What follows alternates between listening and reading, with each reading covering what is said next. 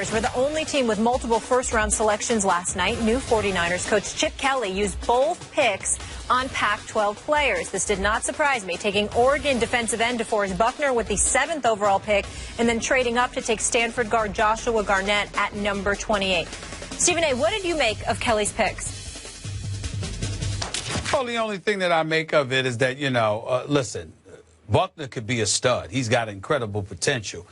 We all know that Chip Kelly's addicted to players from Oregon. I mean, that's just who he is. As far as I'm concerned, they need to call him the Oregon 49ers or the San Francisco Ducks. Pick which way you want to go with it. But Buckner's a stud. At 6'7", he can get it done. What is it? I mean, 10.5 sacks, 17 tackles for a loss. Constantly getting doubled and triple teamed, and regardless of how much their defense struggled in that 3-4, he was still legit. There's no question about it.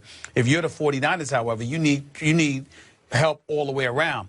Offensively, you rank dead last in the league. You had the 29th ranked passing attack, 21st in the run, so you need help on offense. But defensively, even though you were 18th overall, you were 27th against the pass. You were 29th against the rush. So they definitely need help everywhere. I can't sit there and look at Buckner and poo-poo the pick because his cachet is legit. There's no doubt about it. Although I would say this.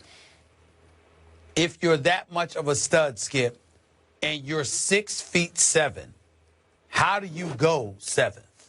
I mean, when I think about a 6'7" stud, I'm thinking J.J. Watt caliber, kind of dude. Because even if you can't get to the quarterback, you can impede his vision on one side of the field. Because if you get close enough to him, particularly with your arms, your wingspan, your height, etc., you can do a lot of damage just patting down footballs. That's the way I look at it. And so that's a question mark for me. The other question mark for me is the fact that Chip Kelly and Trent Baalke picked him, because we all know that Trent Baalke's on the clock. His days, in all likelihood, may be numbered since he ruined the franchise because he couldn't find a way to get along with Jim Harbaugh. So I just look at it from the perspective that I'm not high on it, but it has nothing to do with Buckner. It has everything to do with Chip Kelly and Baalke collaborating with one another to make this pick, because I don't trust them at all. I thought this was so classic Chip Kelly. And it amazes me, and by the way, I used to call them the Philadelphia Ducks, if you recall.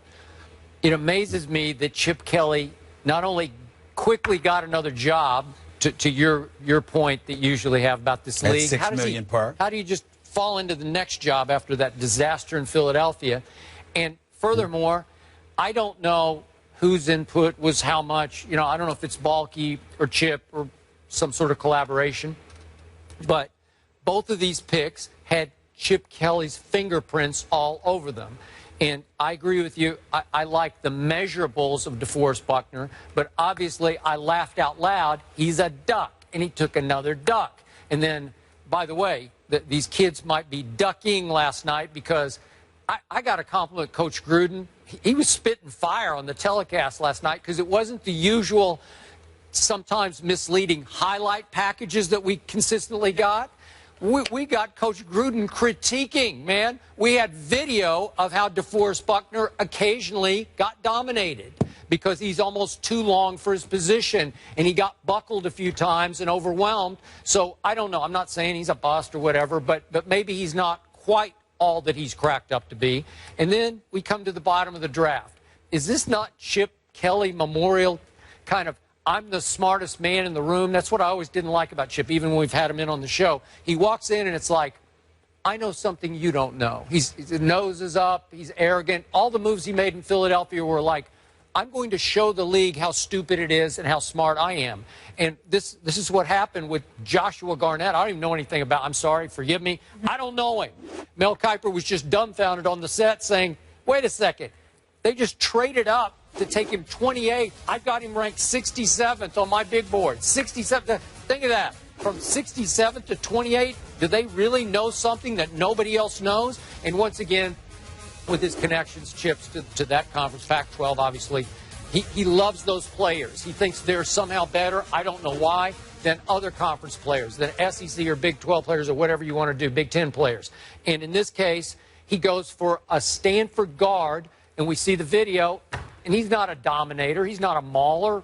I don't know what they're doing. So to me, they're both a little bit iffy, for one being so high and then one being a trade up, bottom of the first round, 28th overall pick. And that guy should have gone, according to Mel Kiper, nothing but respect, he should have gone maybe late second and probably in the third round. What are you doing, Chip? Well, a couple of things. I thought that Louis Riddick, Coach Gruden, and Mel Kiper did a phenomenal job. That's number one. They were great. Number two, along with everybody doing the draft last night for us, I was proud of it. It was a great job on all of their parts. Number two, when you talk about Chip Kelly snubbing his nose and thinking he knows more than us, the fact of the matter is he does know more than us. That's not the problem. The problem is that he doesn't know more than the competition that he's scheduled to go up against. Apparently not. And number two, and more importantly, it doesn't look like he does his due diligence, because everybody he picks is from the Pac-12 practically. I mean, could you expand your horizons? That's like me doing First Take, but I don't watch anything but the NBA. What sense does that make? I mean, expand your horizons, get out there and work. Yeah. I just don't know. I just don't know what he's doing. Again, and then when you collaborate him with Trent Baalke, good luck with that in the Bay Area, because I don't know if that's going to work out. I can tell you that much. I wouldn't trust him as far as I could throw him. Good luck. We'll see. I'm with you, Stephen A.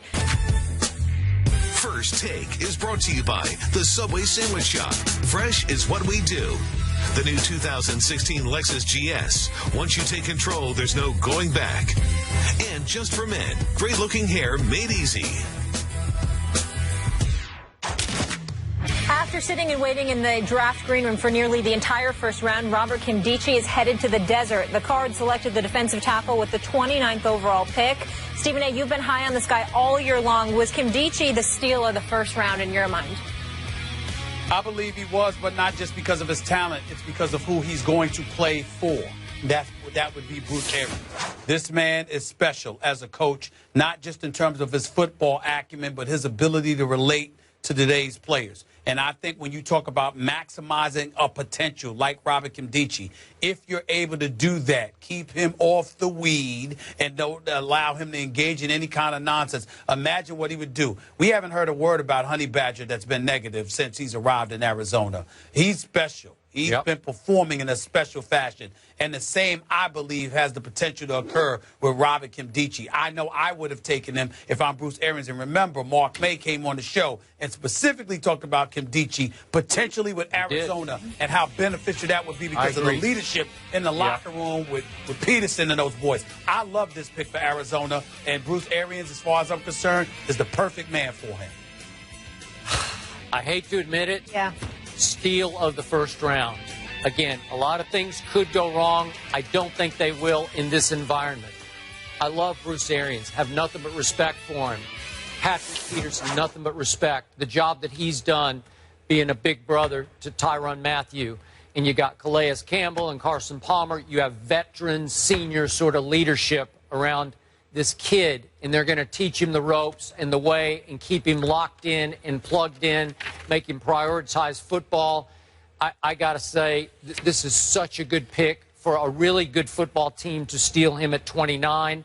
I'm reserving the right to say Cardale Jones, wherever he goes, also could be a steal in round, who knows, 3, 4, who knows.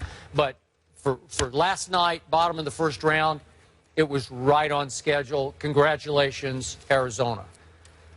I agree. Let's not forget they got Chandler Jones, too.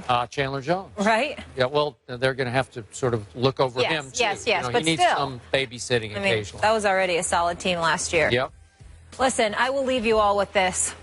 Eli Apple, welcome to the New York Football Giants. Annie Apple, we're excited for you. We're all on your squad. You got to get her on the show. Yes. Annie, please come on the show. We love you. More draft tonight, 7 o'clock Eastern on ESPN. So we will have much more to discuss on Monday. Guys, have a great weekend. Stephen A., Skip, we'll see you all Monday. All right. Y'all do the same.